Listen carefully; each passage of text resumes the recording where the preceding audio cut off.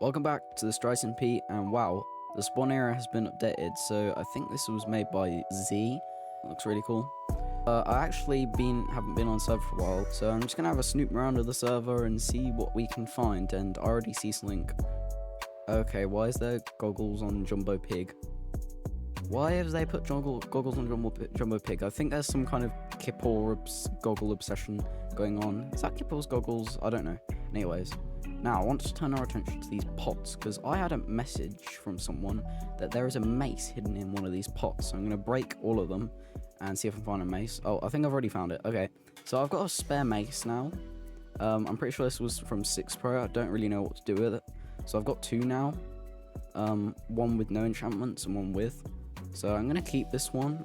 Maybe I could put it in like a prize thing for the big food shop foods deals, which I'll talk about in a minute.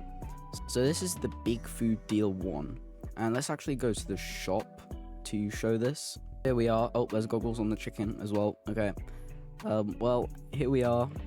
There seems to be everything sold out. I haven't been on server for a while again. Long live Kippur. Okay, yeah, I thought so. And the golden carrots are sold out as usual, so I'll have to restock those. But let's deal with, actually I want to put this pig head on the barrel. There we go. Big food deal 164. Diamond blocks. Okay. Think I might change that to diamonds. I remember putting diamonds instead of diamond blocks. I think someone might change that. I'm not sure. But anyway, here we are. The big food deal 1.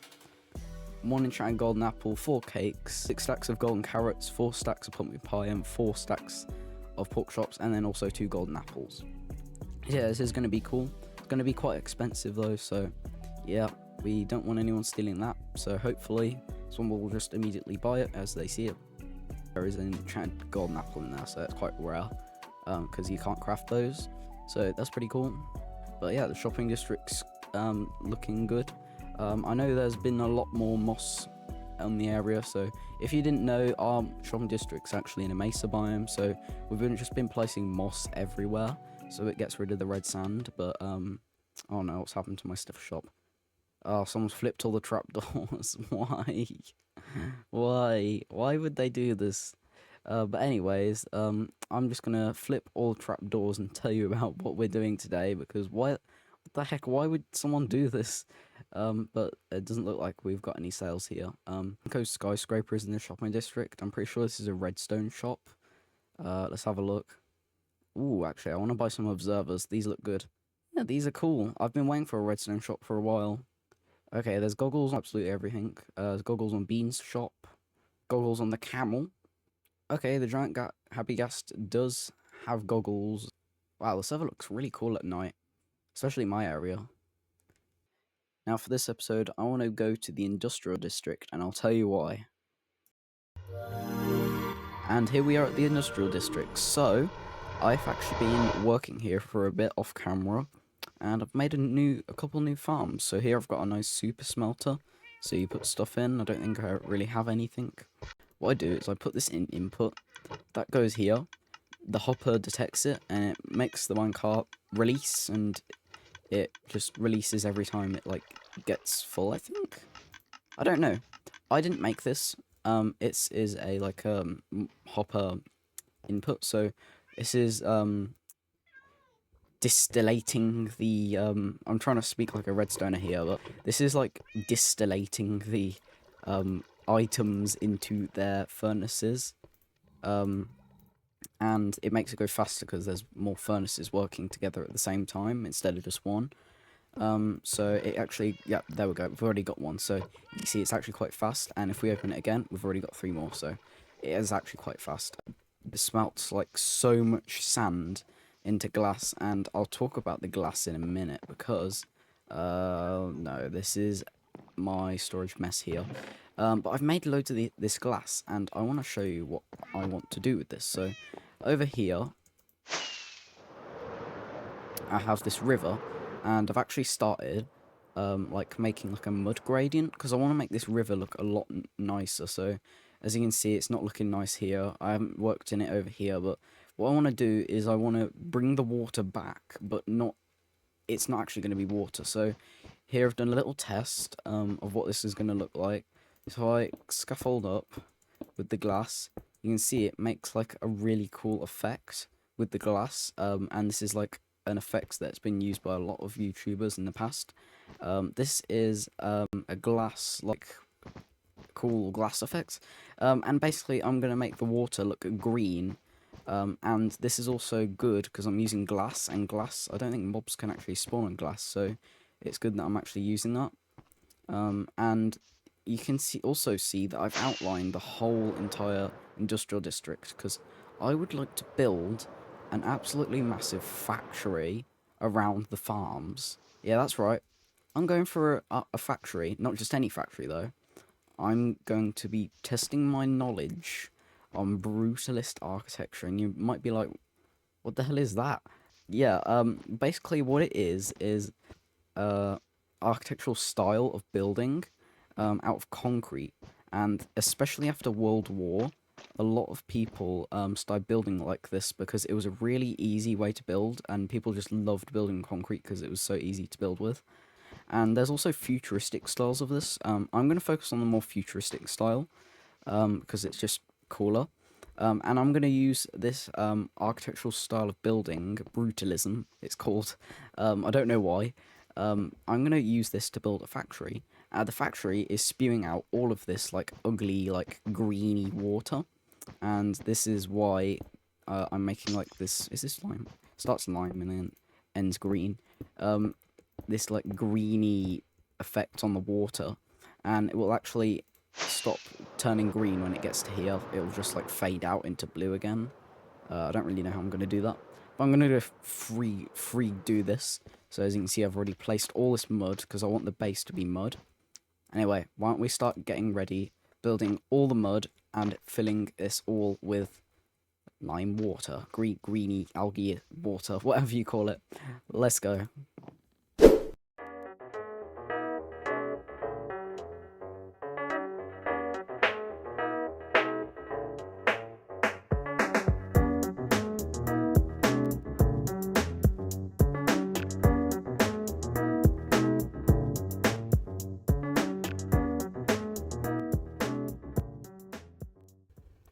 So here it is, and yep, I'm standing on the water because this is not actually water, this is glass, and this glass effect has done really well, so I can't really see at the bottom, only at the corners.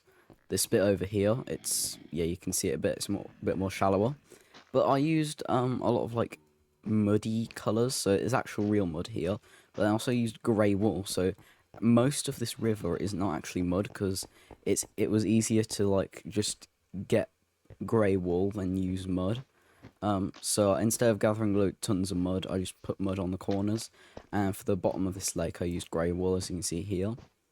And then I would also like to build the factory, so the factory is going to be spewing out pipes, and these pipes is like what's made the river turn green in, like, as the law side of things. So, like, basically it's going to be like a giant Brutalist architectural style factory, and it's going to be having 3 pipes, and they'll all be spilling out just rubbish, or like nuclear waste. I kind of think it would be nuclear waste it will be spilling out, which is making the water turn green.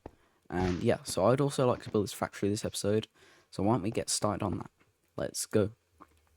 Now, while I'm building my factory, well, this would be a good time to mention what Brutalist architecture is, or Brutalism as well, as it can be called. Well, it's a style of architecture that was emerged in the mid-20th century, primarily in the United Kingdom, which actually I didn't realise. Now, it was called this because of the French name Béton brut, which means raw concrete. So the reason why everyone started building out of concrete is because it's a really easy thing to build out of. It's really efficient, and you can build houses really quickly. Many European countries, particularly the UK, where I'm from, with severe house shortage, they had to find a affordable and quick way of building houses, which was where Brutalist architecture came in, with its focus on raw, inexpensive materials like concrete, which is, like, actually, some people think it's ugly, but to me, I think it's quite nice, especially, like, you can shape it into anything you want and stuff like that. and especially on my build, I'm going to include that. So my build is barely using any colour, just grey, complete grey.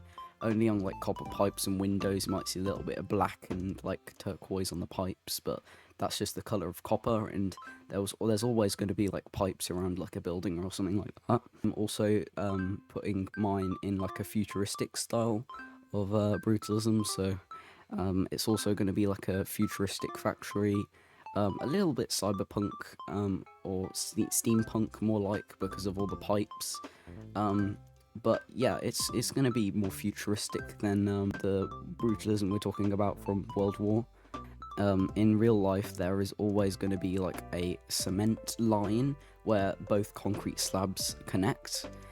There is going to be a line of andesite, and this represents like concrete slabs have connected. We do have concrete in Minecraft, it's just I'm not using it. It should work out well. Because I think this factory is going to turn out well, as you are seeing it now and I am not.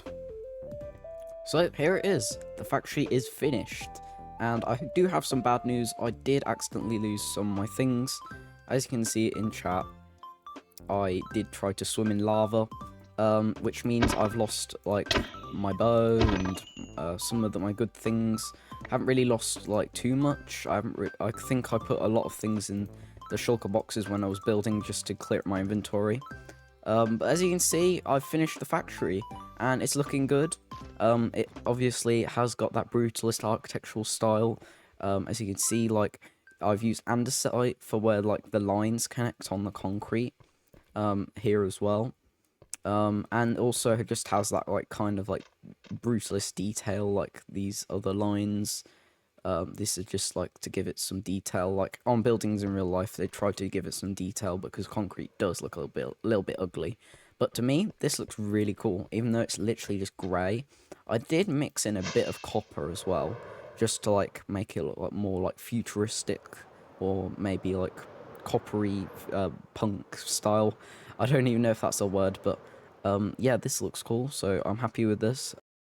Now, in this hole in the wall, I would like to build a giant moving fan, and you can see it like spinning, and this works with like observers, like in a constant loop going round and round, and it makes the trapdoors move. It does look a bit silly with this hole in the factory. It seems like there should be something like here. And yeah, so let's get on with that. Let's go.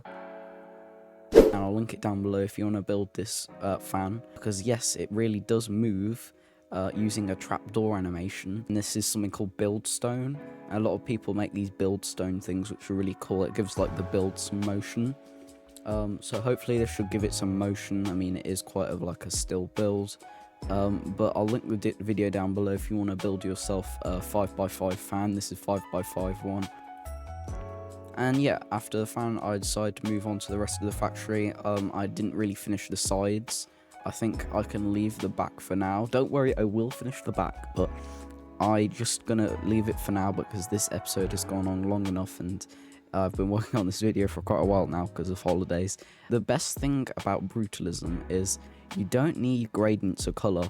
It just needs to be one colour, and it can still look good with just being grey. It doesn't need like colour or gradient. It just needs to, it could just be one colour, and just different shapes on the build adds detail, like different depth and dimension of the shapes and things like that. But as you can see, it is very brutalist. I tried making it as brutalist as possible, using one colour only, stone and some other coppery bits, just because I just want it to also give a little bit of futuristic and cyberpunky, well, more steampunky side feel to the build on this brutalist factory. And I hope you like this brutalist factory. I think it turned out very well. So yeah, and we will also be continuing this next episode as well, because I want to do some landscaping around the area.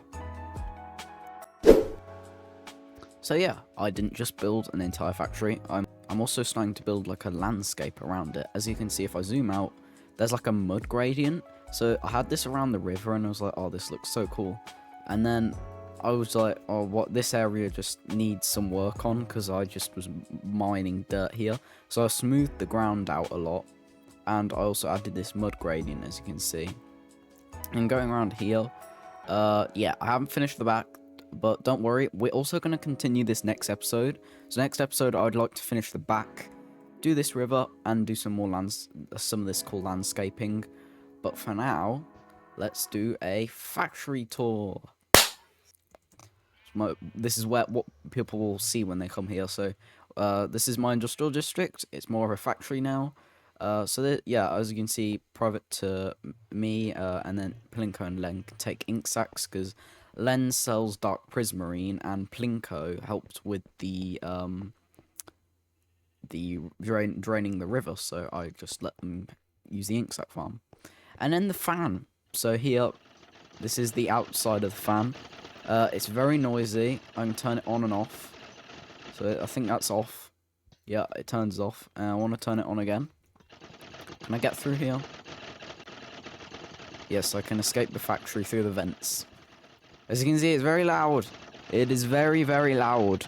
So, I honestly don't really care that it's loud, because it actually adds to the noise of the factory. It sounds like something's being made, but it's just the fan moving, because it is, after all, just a trapdoor animation that looks like a fan from far away. But as you can see, I've got this like platform up here. I've done a bit of the interior, so on all of the walls I want these like neon lights using frog lights. And here I've got, well, this would look like the main entrance, except I can't actually dig through here because this isn't actually the entrance. So the main entrance will be probably on the side or here, because I don't have a proper entrance yet. But I could instead move the portal to here and could have a big portal here. That would look really cool. But what is around here? Now you might be wondering, what is this? This is the wall of banned mobs, and I don't really know why, but this is my moped collection at the factory. I just have this here. But that's not it. If we go around here, we have a lot more space for more farms. So I'd like to build another farm here, the kelp farm. So as you know, I've got the resin farm, iron farm, squid farm down there. That little tiny wool farm, which I will destroy eventually. Lava farm, squid farm, and furnace thingy, which will fill up that space nicely. And then another thing that'll fit this space perfectly is a moss farm, because I have been using a lot of moss over at the main base for my custom biome. But that's not all. I also worked on the interior even more. So down here, the squid farm actually has walls. So before it was just stone, and it didn't really look very nice. And the staircase has also been improved, so it's got like it's just a nicer staircase, really. We get to the storage of the ink farm, where I can get some ink sacs and get some bone meal, and I can also get some salmon. And the reason why I've been collecting salmon is because I can sell salmon at my food shop. And if you look up, looks very nice. Also got a window to a cave, which I probably won't really look at. The furnace, this is my super smelter, so I put some things in. So what I have to do is go around to each one. I think there is lava in some of them. And pop lava in. And I can do this with a hopper, on another hopper minecart going around, putting in all the fuel, but I'd rather do it manually, just so I don't have to hear minecarts going on all the time. But if I pop this in, it gets sent up, the minecart gets detected, and it, well, it picks up what it can, and it goes and fill. Oh yeah, that's cool. Yeah, it just distillates all the items, as I said, and then pops it in there. As you can see, it's quite fast. We're getting nice and a lot of charcoal. Yeah, it's really fast. And a lot of you might be wondering why I have built an entire factory. Also, I don't think I panned around this side too much, but you might be wondering why I built an entire factory like 2,000 blocks away from spawn. And that's because, well, I can, and also I just wanted to build Brutalism and Factory, because this would not fit in my area back at the regular base. So this is like a area that I want. If I want to build some polluted biome, I can do that, and if I want to build some more eco-friendly biome, I can go back to the regular base and build some of that. Like episode 19, I built the trees And yeah, that was really fun. And hopefully this will be too. I mean, I'm probably starting a whole other project, but we'll get into that later in next episode. But with that, I'm going to say goodbye. Goodbye.